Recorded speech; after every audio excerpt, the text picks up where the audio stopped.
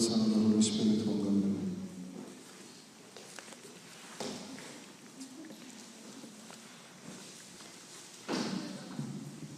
Amen. I'd like to thank you for inviting me out. First of all, I want to congratulate all of you on the church and getting Abuna Buddhist. He's a great priest and a great blessing to all of you.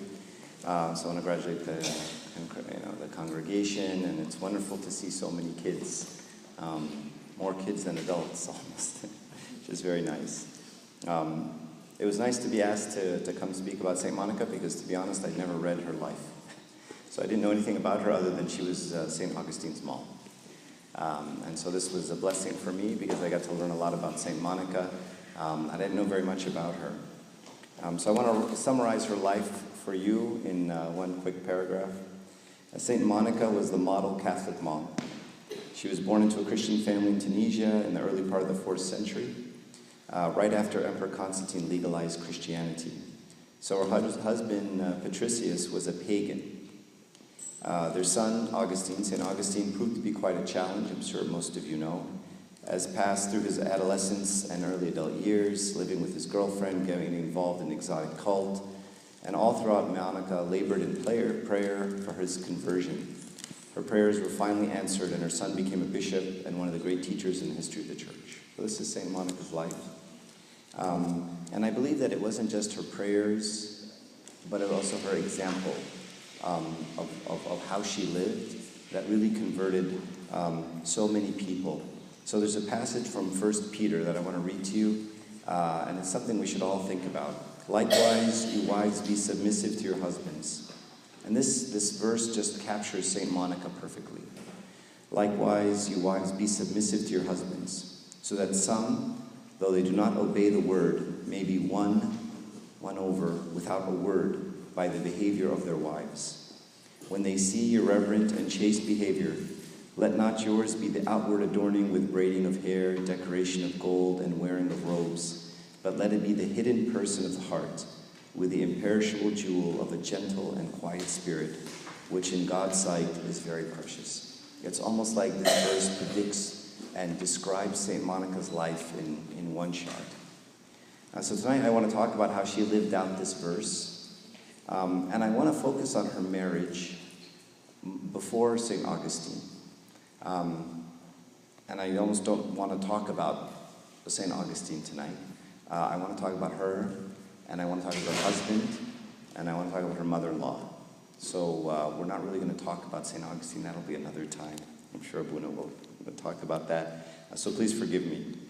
So I'm going to read some quotes from a book that I found that's really nice. It's The Life of St. Monica by someone named Frances Alice Forbes. And I just want to read you, I'm going to read you bits and pieces of the book, so just bear with me. This book is above all the story of a mother, but it also the story of a noble woman.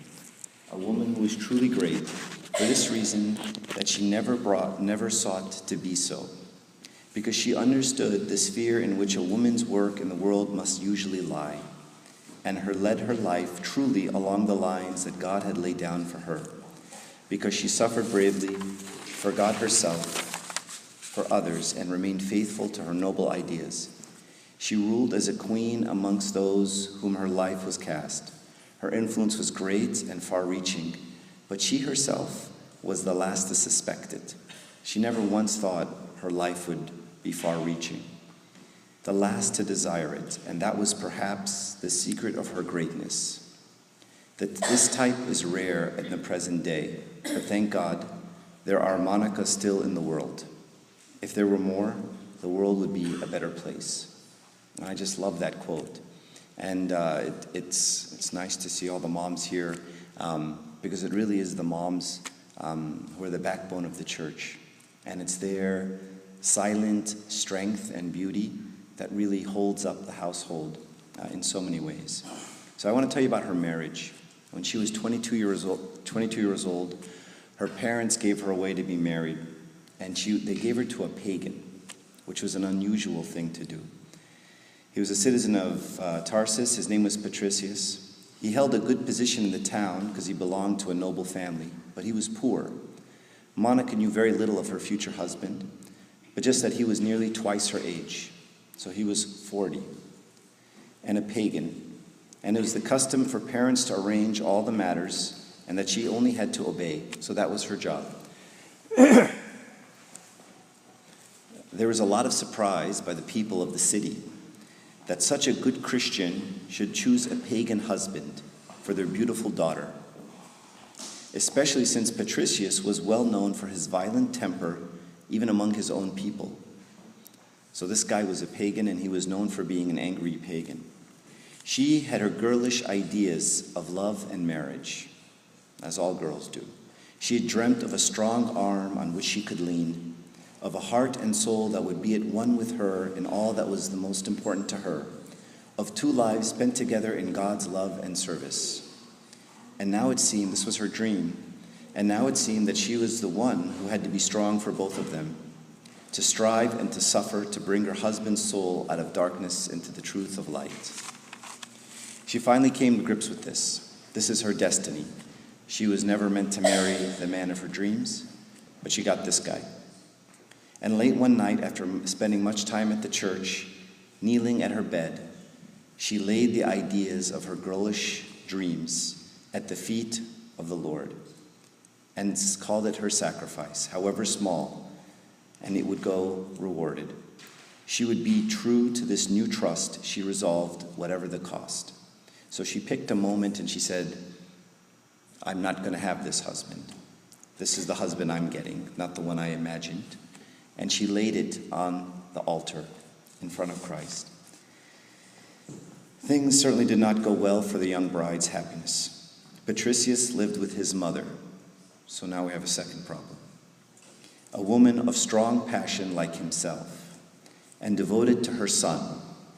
So everyone see what's happening? He lives with his mom. His mom is a very strong woman, and she loves her son a lot. She was very jealous of the young girl who stole his affection from her and made up her mind to dislike her. Sound familiar? Of course, the slaves of the household, this never happens today, the slaves of the household followed her lead and tried to please the mother by inventing stories against Monica. So they could tell that the mother-in-law didn't like Monica, so they would just make up stories. Patricius loved his young wife with the only kind of love he was capable of. He had nothing in common with her and had no clue to her thoughts or actions. He had neither reverence nor respect for women. He didn't respect women. And I'm reading between the lines because there's kids here, but he loved his wife with the only kind of love he knew how. He was a pagan, and they committed all kinds of acts in their kinds of worship. He had neither respect for women. Indeed, most of the women he knew were deserving of neither. And he had chosen Monica because she was pretty, but much as he would have chosen a horse or a dog. So to her, she was just pretty, and that's why he picked her. He thought her ways were strange. She took kindly an interest in the slaves. She liked the slaves, as if they had been her own flesh and blood, and would even intercede to spare them a beating before they would get hit. She liked the poor and would gather these dirty and unpleasant people around her, going so far even as to wash and dress their sores. Sores are like their wounds. Patricius did not share her attraction and objected strongly to such happenings, but Monica pleaded so humbly and so sweetly that he gave way and let her do what seemed to cause her so much pleasure. He said there was no accounting for taste. People do whatever they want. He remarked she would spend hours in the church praying with her eyes fixed on the altar. True, she was never there at a time when she was likely to be missed by her husband. Important. She would go to the church for hours, but she never went when her husband would miss her. And never was she so full of tender affection for him as when she came home from church. But still, it was a strange way of spending one's time, and he didn't really understand. And the question we ask is how do we use the church? Monica would go to the church like it was a well, and she'd go and she'd drink, and she would be filled, and then she would come back and take that love that she got from church and spread it to her husband to the slaves, to the mother-in-law. And I think this is the first important lesson that I want to stop and comment on about St. Monica and about how we use the church. Sometimes we think we're meant to be, Christ asks us to be light of the world, which is not in here. And sometimes we want to be light at church, not light of the world. And so we come to the church and we light, and then we go outside the church and we're the same. And she was the opposite. She would come in the church and she would drink and take, and then she would be the light of the world outside of the church. When Patricius was in one of his violent tempers, he was angry, he was shouting, abusing, and even striking everyone who came his way. She would look at him with gentle eyes that showed neither fear nor anger, but love. She never answered him sharply, even though his rude words wounded her cruelly. He once raised his hand to strike her, but he didn't dare. Something, and he did not know what, held him back from hitting her. Later, when his anger would subside, and he was perhaps a little ashamed of his violence, she would meet him with an affectionate smile, forgiving and forgetting everything he did. She rarely explained her own self, her own conduct. More often, she said nothing, knowing that actions speak more loudly than words. As her greatest biographer said of her, she spoke little, preached not at all, loved much, and prayed unceasingly. And if that could be the summary of our lives, that would be fantastic. If I was known as the guy who spoke little, preached not at all, loved much, and prayed unceasingly. I hope we can all aim for this. And the question we ask is, I wonder if she had given him a sermon when he was angry after he'd calmed down, if that would have been as effective. And the answer is no. He would have just been angrier. But she didn't give a sermon. She preached a sermon with her actions. She loved, she forgave, she forgot, and she hugged him, and she moved on. And that kind of grace is what saves families. That kind of grace is what holds the family together. That kind of love. When the young wives of her acquaintance, married like herself to pagan husbands, complained of the insults and even blows that they had to bear. So the wives would get together who were married to the pagans, and they'd sit in a circle and they'd complain. She would say, "Are you sure your own tongue is not to blame?" She would ask them laughingly, but she meant it. And then with ready sympathy would do all she could to help and comfort and advise them. They would ask her secrets, for everyone knew that in spite of the violence of Patricius's temper, he treated her with something that almost approached respect. So he didn't respect anyone but her. And they would ask her, "What's your secret? How do you do it?" Then she would bid them be patient, love and pray, and meet harshness with gentleness, meet abuse with silence. And when they sometimes answered that it would seem weak to knock under in such a fashion, Monica would ask them, "Do you think more strength is needed to speak or to be silent when you're provoked? And which is easier, to smile or to sulk when insulted?" Many homes were happier in consequence, for Monica had a particular gift for making peace. So Monica would use the abuse that she got from her husband as a source to give comfort to all these other women who were abused in their own marriages. So it turns out that something bad, and I'm going to put bad in quotes, created strength in her that she shared with others. So God planted a seed of pain inside her, and that sprouted forth strength for other people. And so it's amazing that sometimes we look at the thing that God gave us. In this case, God gave her this terrible husband, and we think it's bad. And the first thing we ask for is we say, "God, get rid of the bad thing." But that's not the bad thing. That's on purpose. That was placed there to give her strength, to give her holiness, to give her patience, so that she could then sprout it and be somewhere else. To the outside world, Patricius's young wife seemed content and happy. She managed her affairs well, people said, and no one but God knew of the suffering that was the secret of her. So to everyone else, they thought she was happy. She never let on that she was miserable. And I compare this to nowadays when we see everyone complaining about their circumstances and why is God doing this to me and why is this happening to me? And yet she, abused 22-year-old wife, seemed happy to the outside world. And the question is she being fake? Is she pretending to be happy? Is she pretending to cover up for her husband? Or is she honoring and protecting her husband? She could very easily talk bad about him.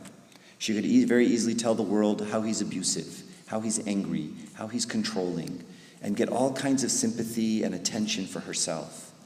But she chose not to do that. She chose to protect him and honor him as her husband, even though she could have smeared his reputation, smeared his name in the town. Does he deserve this protection? Does he deserve to be honored like that by this woman? Do we deserve anything we get from God? Did we deserve anything that Christ gave us? But yet God gives freely. So Monica, taking this image of Christ, gives, even though he didn't deserve it. And the question is, does anyone ever deserve it? Do any of us deserve it? And when we're honest with ourselves, we know what the answer is, and then we know what we need to do with others. With Monica, he was always at his best, but he grew tired of being at his best. It was so much easier to be at his worst. He gradually began to seek distraction among his old pagan companions in his old sinful pleasures. There's children here, so I'm going to let you figure out what that means. He started going back to his old pagan companions and seeking the old pagan pleasures. The sinful ones. The whole town began to talk about it. Talk of his neglect of his beautiful young wife. And Monica, of course, suffered. Everyone knew what he was doing. She suffered cruelly, but she did it in silence.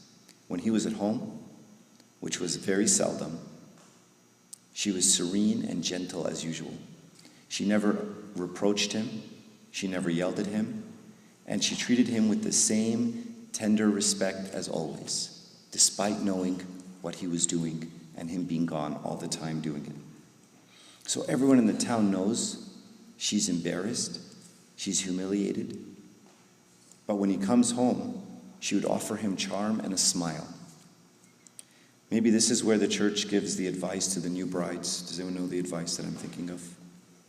Right? Don't frown in his face, regardless. And of course everyone laughs. And every husband looks at his wife. So I want to note that we still haven't even gotten to Augustine yet. All right? That's the next cross that's coming. And so I wonder if maybe this cross was the first cross that was sent to her to prepare her for the next cross. And so sometimes God gives us the first cross, and he strengthens us, and he deepens our relationship with him. And that cross is only there because the real cross is coming later. And to us, we're like, this is bad. I need to pray for this bad thing to go away. And God's like, no, no, no, no. This was planned from the beginning of time. This was the plan. This was the cross, because you have another cross, Augustine. And everything you're going to learn from your husband is going to teach you and help you deal with your son, who's a real problem. So let's talk about her mother-in-law, then we can end. Hama. Her mother-in-law treated her with suspicion and dislike. She didn't trust her. You see, all the slaves constantly invented fresh stories against her. They lied about her actions to the mother-in-law. Here's what is amazing. From the outside, Monica did not even seem to notice unkindness, repaying the many insults she received from the mother and the slaves with tact, tactfully received. So she took all of these insults with love. But of course she felt it very deeply. She would say, they do not know. And that's how she protected them. and pray for all of them earnestly, offering her suffering for these poor souls who were so far from the peace of Christ. How was the light of Christ to come to them except through her? How could they learn to love Christ unless they learned to love his servants and to see Christ in them? The revelation of God must come through her, and she knew this. She knew that the only chance that these pagans had, whether it be the mother-in-law or the slaves, was her. Thou in me, O Lord, she would pray. She would often say, Thou in me, you are in me, O Lord, and draw strength and courage at his feet for her daily suffering. Monica, it is true, was a saint, but a saint in the making. Saints are not born saints. Holiness is a beautiful thing that is built up stone by stone. Sometimes we think these saints they would pray and everything would be great and God was with them, but he's not really with us. It's not like that. These saints were made piece by piece, not brought into being by the touch of a wizard's wand. During the years that had passed since Patricius had brought his young wife home to her, she would have been the first to confess how far she had fallen short of the idea she had set for herself. Saint Monica never believed she was any good. And yet there was ceaseless effort, ceaseless prayer, unwearying love and patience. Outwardly all seemed as usual, but the hidden force had been doing its work in secret. She had been loving, and God was working. The mother of Patricius was growing old, so her mother-in-law finally started to pass. She was not so active anymore or as strong, but what had used to have been easy for her was becoming difficult. It hurt her independence to ask others for help. Monica, reading her heart, as if only the unselfish can, saw this and understood. At every moment, this older woman, the mother-in-law, would find that some little service had been done by unseen hands, some little thoughtful act that made things easy for the tired old limbs.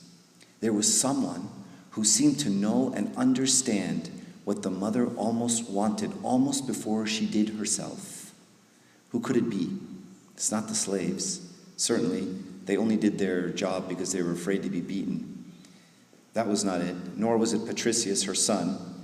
It was not his way. He never thought of anyone but himself. So she realized it had to be Monica. And so as she was getting older, she realized that things were done in the house in a certain way, that only someone who really understood her would do it. And she did it in secret. And she made it easy for the mother-in-law. Things that she could no longer do, and just give her just enough help. And the mother-in-law started thinking, who's doing this? Who's putting all these things in the house in such a way that are perfect for me? It's not the slaves. It can't be my son. It's got to be Monica. And then she started realizing, maybe I've got Monica all wrong. Remember, she really hated Monica. She didn't just kind of hate Monica. She really believed Monica was evil.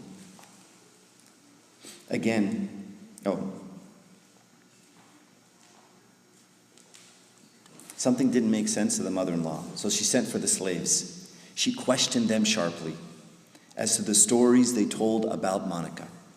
They faltered, they contradicted themselves, they contradicted each other, and next thing you know, they confessed that they had lied and made up the whole thing. The hidden forces had been working there too, with the slaves. Monica's kindness, her sympathy with their joys and sorrows, had already touched their hearts, the slaves, and they readily confessed that they had made up all this stuff. More than once, they had been sorry for ever having spoken evil against her, and they felt ashamed in her presence. The mother-in-law punished the slaves that lied and invented stories about Monica. Justice had been done on the slaves. The mother of Patricius sought out her daughter-in-law. She sought out Monica, told her frankly that she was wrong, and asked for her forgiveness.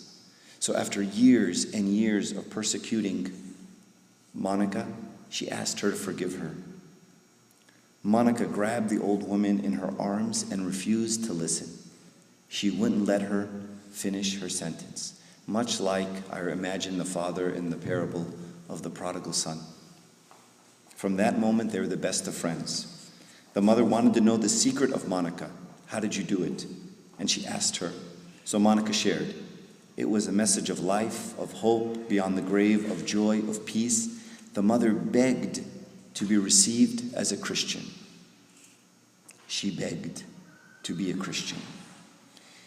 No sermons, no talks, no lectures, just action. It was not long before she knelt at Monica's side before the altar and received holy baptism. One by one, the slaves also followed the mother's example, hungry for the message that brought such peace and light. They too asked Monica, and she again shared, and they too became Christian. So all of the slaves in the house and the mother-in-law all became Christian.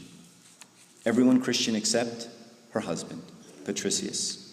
And even he was growing gentle every day, a little bit more thoughtful. The forces were working at him as well. His love for Monica was more reverent. His eyes were opening slowly to the beauty of spiritual things he never understood before. His mother was failing fast, and the end could not be far off. Monica devoted herself day and night, heart and soul, to serve this old woman before she died. And this woman clung to her with tender affection and was never happy when Monica wasn't there. Eventually, she passed in peace with Monica by her side, showing her love until the very end. I don't know, should I stop? It's going long. I'll get to the punchline. You want me to keep going, Mish? So Monica's happiness for the mother was short-lived. She was very happy when the mother went to heaven, because Patricius would soon join her. He started getting very sick. He didn't deceive himself. He spoke to his wife about his coming death, and he too asked, like a baby, to be baptized. Eventually, he too became baptized, and she had been, once more he asked her to forgive him for all the pain he had caused her and all that made her suffer. He told her that she must not grieve, that parting would only be for a little while, but the meeting for all of eternity. She had been his angel, he said. He owed all his joy to her.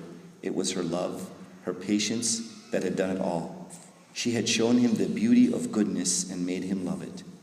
He thanked her for all that she had been to him, all that she had shown him, and all that she had done for him. Her tears fell on his face. Her loving arms supported him. Her sweet voice, broken with weeping, spoke words of hope and comfort. What's amazing here is that she cried for him, which is amazing, because he had abused her his whole life. And yet at the very end, she cries for him, a man who had abused her, cheated on her, and was cruel to her. So I'll end with this one quote. This is something she said to Augustine. So I'll talk about Augustine very quickly. Son, as far as I'm concerned, nothing in this life now gives me any pleasure. I do not know why I'm still here, since I have no further hope in the world. This is her attitude. I don't even know why I'm in the world. Nothing in the world gives me pleasure. I did have one reason for wanting to live a little longer, to see you become a Christian before I died. God has lavished his gifts on me in that way, for I know you have now renounced earthly happiness to be his servant, so what am I doing here? That's what she would say to Augustine. And glory be to God forever.